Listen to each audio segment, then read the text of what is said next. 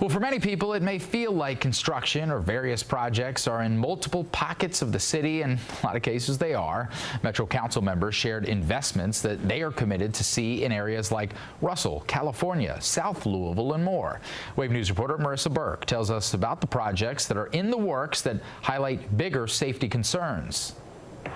As people continue navigating the I-65 closure and additional road construction, members of Metro Council are concerned about the erosion of neighborhood roads and safety.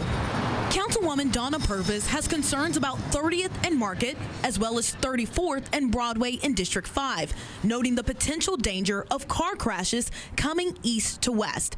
Purvis also mentioned lighting to improve public safety in parts of her district.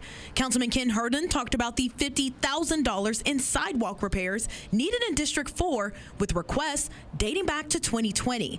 Taking a look at current issues as thousands are rerouted due to the I-65 closure, those living near impacted areas are seeing an increase of semis in their neighborhoods, which raises more concerns about pedestrian safety. Council members notice other factors detouring their plans for the community. There was an accident that happened last night where a car overturned on Ash and Horitz Avenue over by Houck's Corner.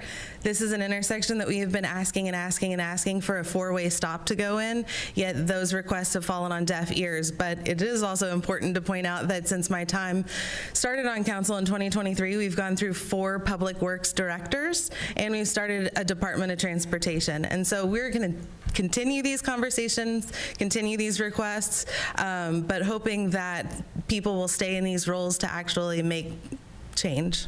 Councilwoman Tammy Hawkins says she and her colleagues are working on investments to strengthen communities block by block and help neighborhoods thrive. Marissa Burke, Wave News.